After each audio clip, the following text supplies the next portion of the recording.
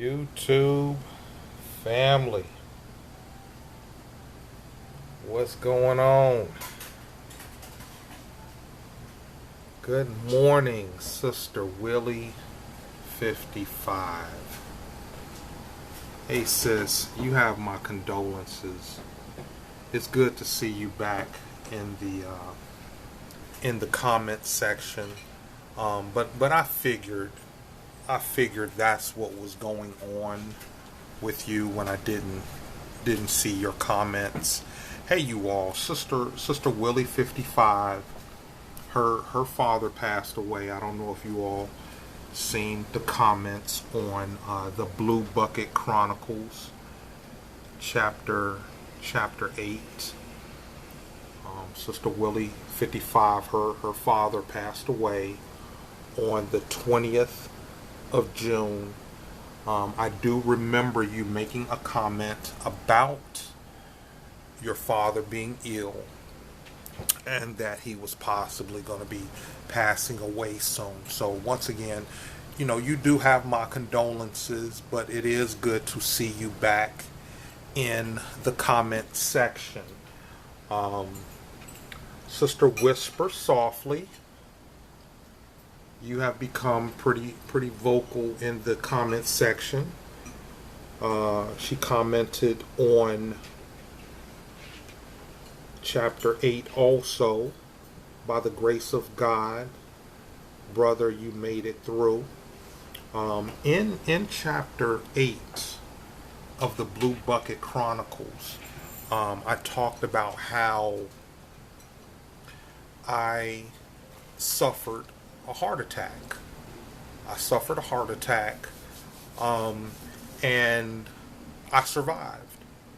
I survived the heart attack, and it's a part of the story and the journey that's going to lead up to how me and SAYNIA became a couple. In this video, we're going to be doing chapter 9. Chapter 9 in this video here. Okay?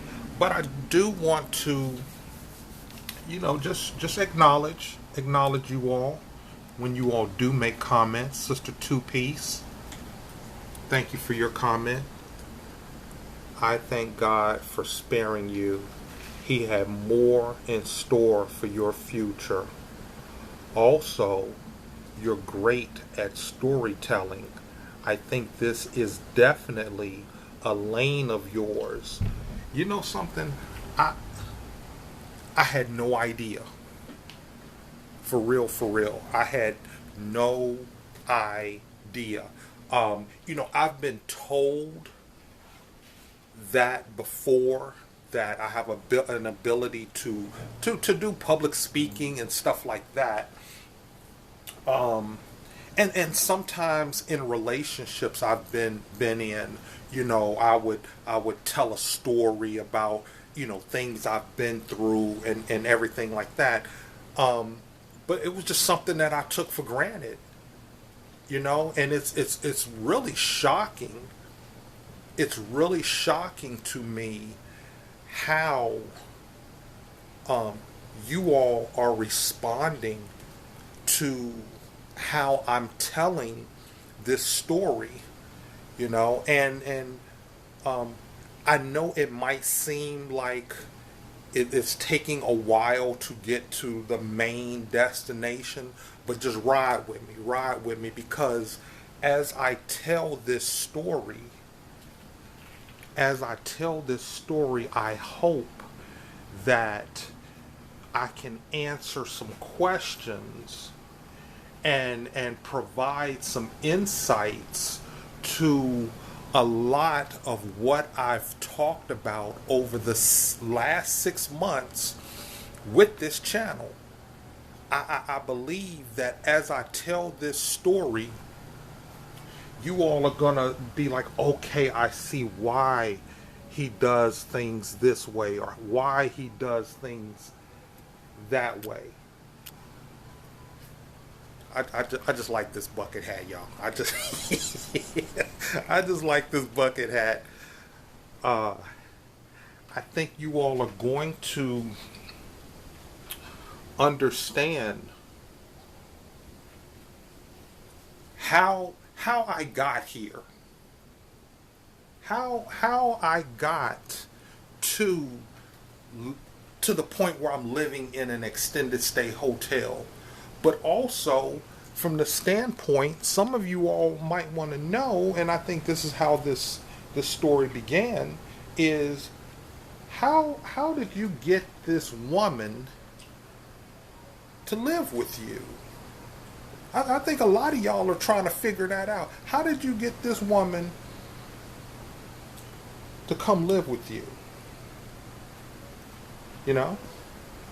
And I know some of you all feel like, hey, you don't deserve her. Yeah, I know. Some of y'all feel like that. You don't deserve to have a woman. You can't give her this and you can't give her that. You don't know what I can give her. Okay? I'm going to keep it positive, though. I'm going to keep it positive. Okay. Sister 2P says, so once you're done with the Blue Bucket Chronicles, maybe you can start a new series or share some other story times. Maybe the Crenshaw Chronicles. I'll be tuned in. Okay, Sister Two Piece, I feel you. Thank you so much, sis. I really appreciate your contributions to my YouTube channel. Okay, I truly appreciate it. But I kind of like the title Blue Bucket Chronicles. All right, so if I do some more story time videos, which I actually got a lot.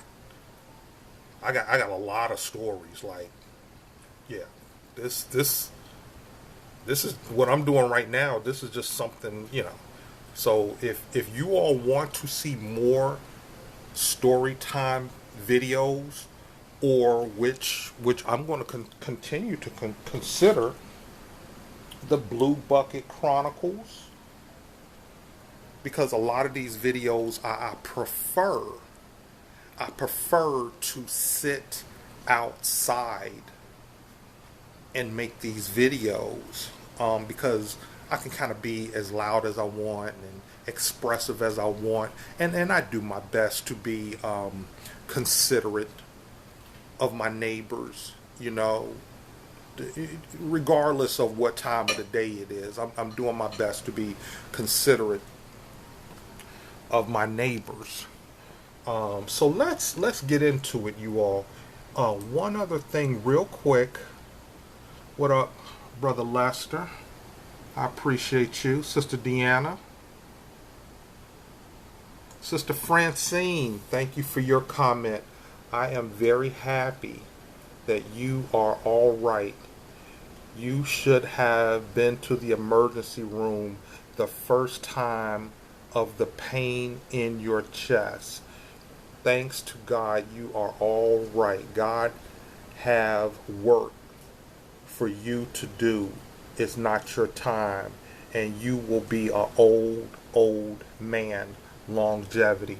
I received that, Sister Francine. I received that. Thank you very much. And I feel the same way. Here's the thing, you all, and we're gonna get to the Blue Bucket Chronicles. Just hang on. Here's the thing. As I was feeling the pain, and I say it in two ways: pain and discomfort. Okay, there's a difference. From time to time, even now, I will experience discomfort. Okay, and that's a sign. That's a sign for me to slow down or stop what I'm doing or take a break, get some rest. Okay, and we're going to talk about that in these videos coming up. Pain is different. Once I start experiencing pain, okay, we need to look look at what's going on. Okay. The thing is, now I know what a heart attack feels like. See, up until that point, I was in denial. No, man, you can't be having a heart attack, man. You too young to be having a heart attack. Come on, it's just this. You're just tired. You just out of shape. You need to do this. You need to do that. This, that, and the other. Okay, that's gone now. That's gone now. I know what a heart attack feels like. There's no more questions about that. But now,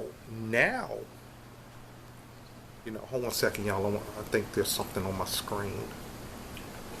I was looking at my video from last night, and it appeared there was something on the screen. Hold on a second. Let me just kind of see. Okay, I'm good. But now I know when I feel pain, okay, it's time to take action. But I experience discomfort kind of on a regular basis, but I still take medicine on a regular basis to manage my symptoms. Okay, and like I said, we're about to get into it. Last but not least, Brother Tony, thank you for the super chat, bruh. Brother Tony told me he was going to buy SAYNIA and I lunch or dinner. And I think that will cover lunch or dinner. Thank you for the super chat. I truly, truly appreciate it. We're going to be heading back to Atlantic City next Friday. And we're going to eat at the Borgata Buffet. Over the 4th of July weekend. You all might have seen the videos today. We ate at a all-you-can-eat seafood fest. But our next trip to Atlantic City, we're going to be eating at the Borgata Buffet. So I truly appreciate that, bro. But let's get into chapter... trying to get my fingers right. Chapter 9. Okay, chapter 9. All right, and I'm going to head on down. Make sure I got everything. Got my phone, got my wallet with my keys. Okay, so in chapter 8, you all learned. In chapter 8, you all learned that I had a heart attack. And I would attribute it to... Good morning, sis. How you doing today? I'm doing lovely. I would attribute it to probably some of my living habits, possibly my eating habits, because I'm still a foodie. I'm still a foodie. But the thing is, I always felt that I could eat whatever I wanted as long as I was active. My mode of transportation was a bicycle, so I rode my bike everywhere. If I wasn't riding my bike, I was walking. And pretty similar to the way I live right now. I think I walk 3 to 5 miles a day now. Okay? And I don't run like I used to. Every now and then I might have to sprint to catch the bus, But as far as me getting up and running a mile or 3 miles or something like that, no, I don't do that no more. Why? Because I experience discomfort And when I start experiencing discomfort, I let it go. I let it go. Okay, and that's just how my life is right now. So I was taken to a hospital out in town. All right, hold on a sec. We got some noise.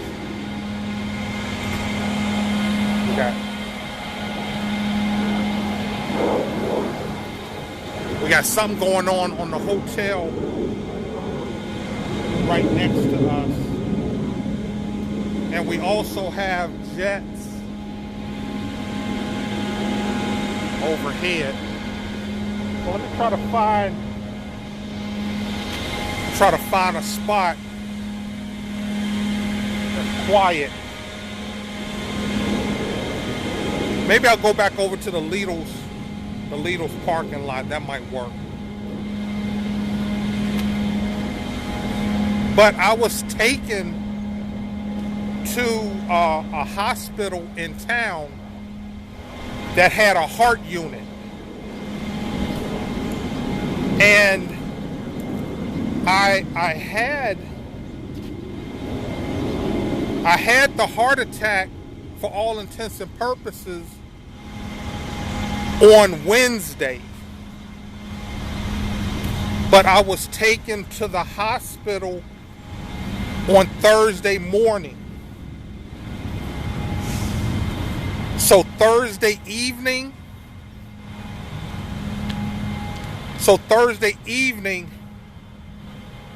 I was in the hospital in a heart unit. And on Friday,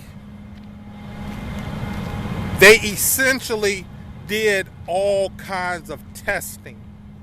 That's what I went through on Friday. Was all type of testing. And I mean, from the standpoint, I actually got to see video of what my heart looks like on the inside. They put a camera in my heart, and I was able to see my heart beating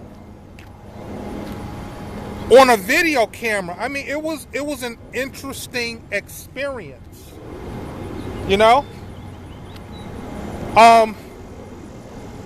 And when it was all said and done, they let me know what I was dealing with, what my condition was.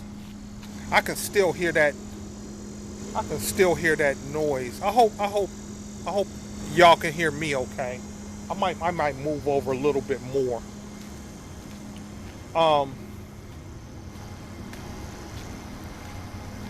But they essentially stabilized my condition and let me know, hey, this is what you got going on. This is your situation, and this is what you need to do to manage this situation. Okay? That's a storage space right there where I keep, my extra stuff. Right here behind the extended stay hotel. I think I'll sit right over here under this tree and finish this story.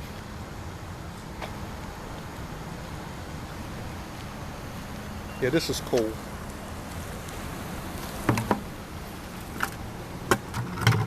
This is cool right here.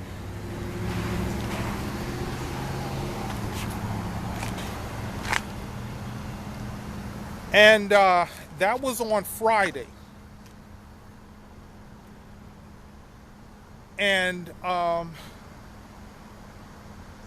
they kept me in the hospital over the weekend.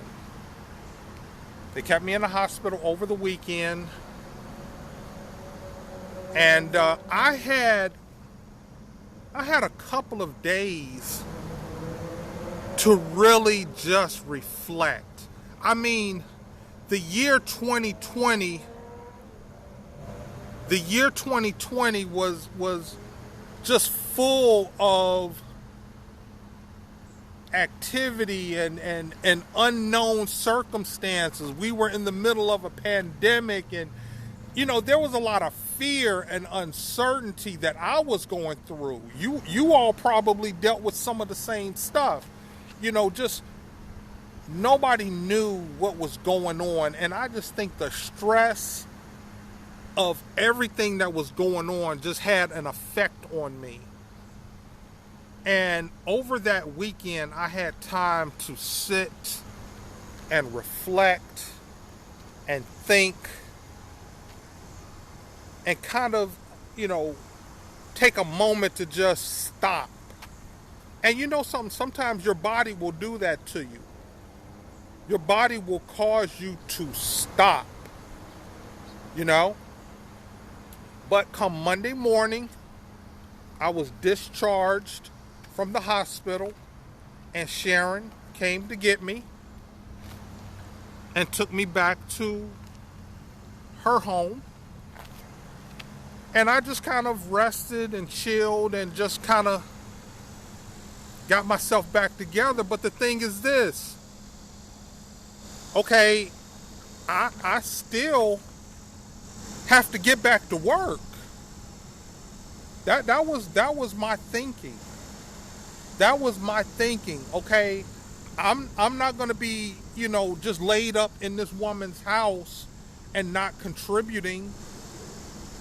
I'm not that guy. I'm not that kind of guy, And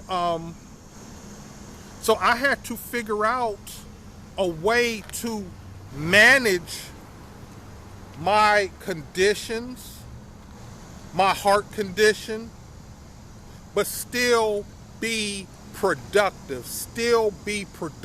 Get out and produce income. Okay? And at that point, I like I've said before, I still had a few hair clients that I would take care of in the afternoons and evenings. I still had my eBay business, and although I was unable to load up new items like I had been accustomed to doing, and that's primarily because for a number of years, this is just a sidebar, you all. For a number of years, I operated my eBay business without owning a computer. The way I operated my eBay business was I would go to the library every day. When I would get off work, and once again, I was living and working on the campus of Hampton University. So in the evenings, when I was done cutting hair, done taking care of my clients, I would go to the library on the college campus and use the computers to operate and load up items. I would take the camera that I had, which is similar to the one I'm making this video on. I would take my camera to the library and I would load up items to my eBay on the computer in the college library, because at the time I didn't own a computer. But once again, I had plenty of inventory on my eBay that was still selling. Even through the pandemic, even through the stay-at-home order, I still had things selling on eBay. So that was another source of income. I had a few fragrance oil customers. People that were still ordering fragrance oils. So I had sources of income coming in. And last but not least, I had developed a customer base of people to cut their grass. Believe it or not. Like I said, I was cutting the grass at the rooming house for for my landlord, and he had other properties. And the thing is, when I would go to cut grass at his other properties, some of the neighbors would come out and have me to cut their grass too. So I was doing everything I could to contribute to the household, just trying to be the man that I was raised to be, And what also was good was Sharon was eligible for stimulus money. I mean, she was getting all kinds of checks. Being a single mom, she was getting checks for that. The power company, our power company is Dominion Power here in Virginia. They were paying off, her bills and stuff like that. As far as I was concerned, I was doing my part to contribute to the rent, whatever I could as far as the rent was concerned. But also, I took on the water bill.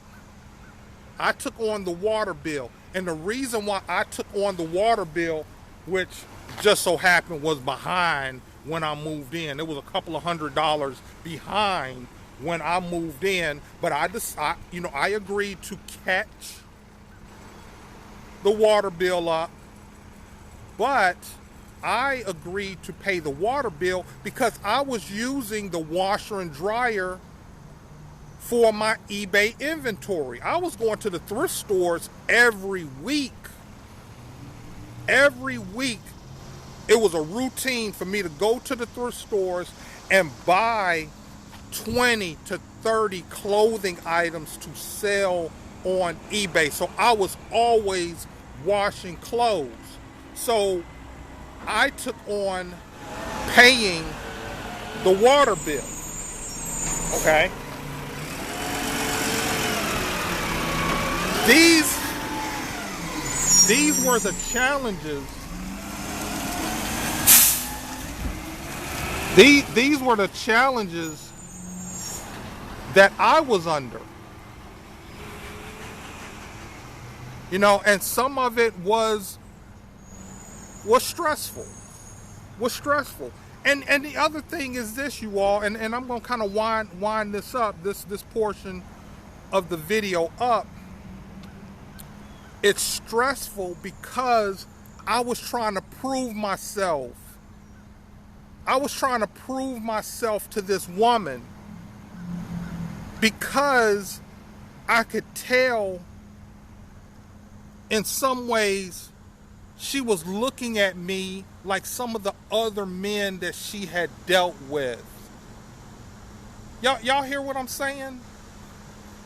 I could tell she was comparing and looking at me compared to other men she had been in a relationship with, like her baby daddy, like Ashley's father.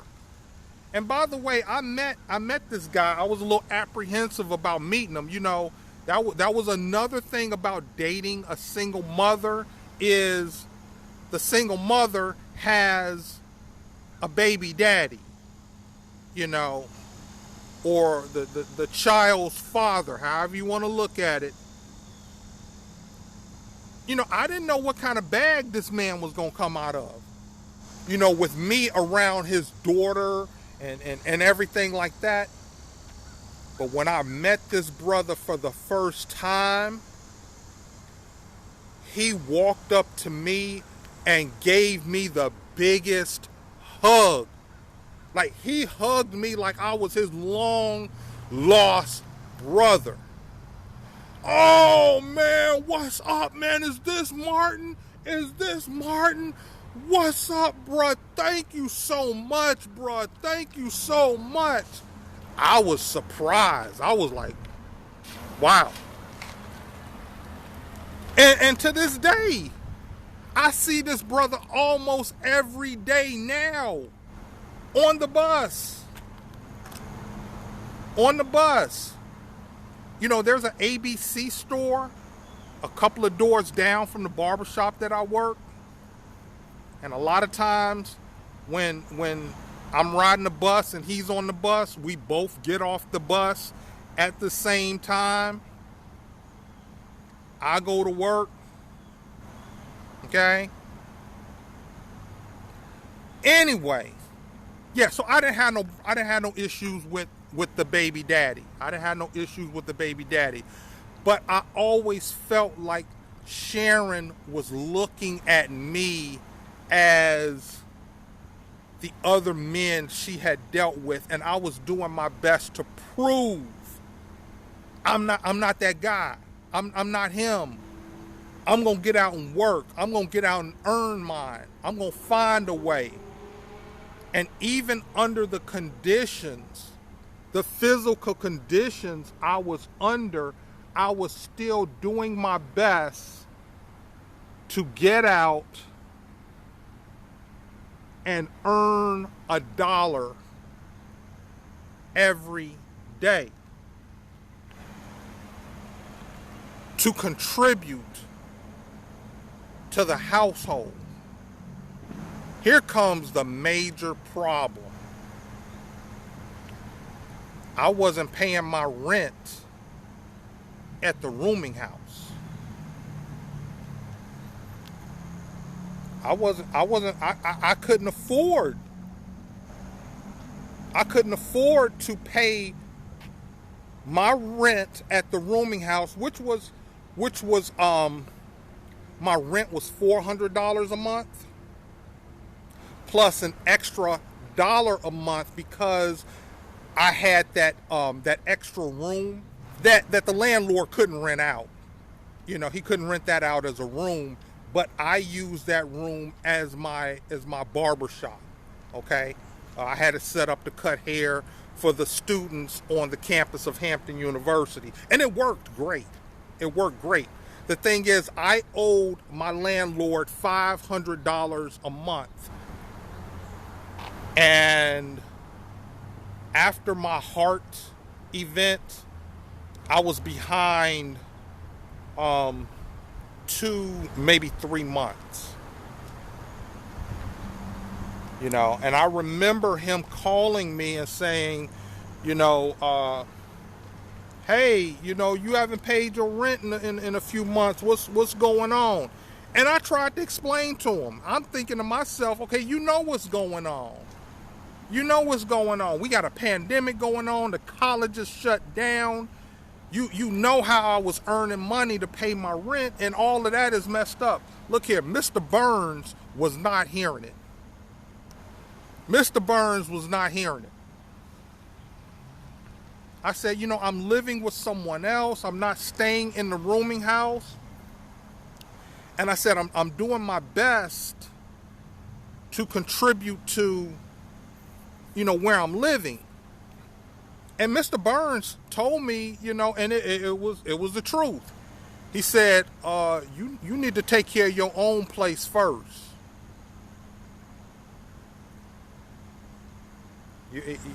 He was right. He said, you need to take care of your own place first. But my own place was not where I was living. I was living with Sharon. Due to the circumstances. You know, and I mean it's the choice that I made. It was the choice that I made. And Mr. Burns let me know. He said, look here, if you don't get this done and get your rent caught up, I'm gonna have to evict you.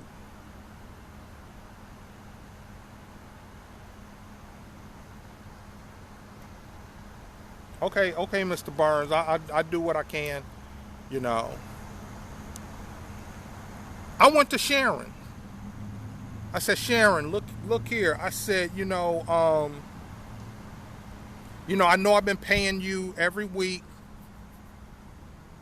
towards the rent and everything like that. I said, but Mr. Burns, he said he gonna take me to court and evict me if I don't get my rent caught up. And you know her response to me? What her response was? That's your personal problem. Yeah, that was her response to me. That's your personal problem. That's when I began to realize clearly what I was dealing with. And on that note, this was chapter 9. Stay tuned for chapter 10 of the Blue Bucket Chronicles. How me and SAYNIA became a couple.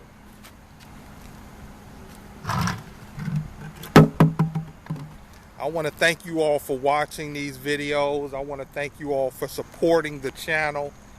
I'm just doing my best, y'all, to keep my content rolling and to keep it engaging and entertaining. So I thank you all who have found it engaging and entertaining, and just stay tuned for more videos. Thank you all for watching. Have a great day. Be blessed and be a blessing.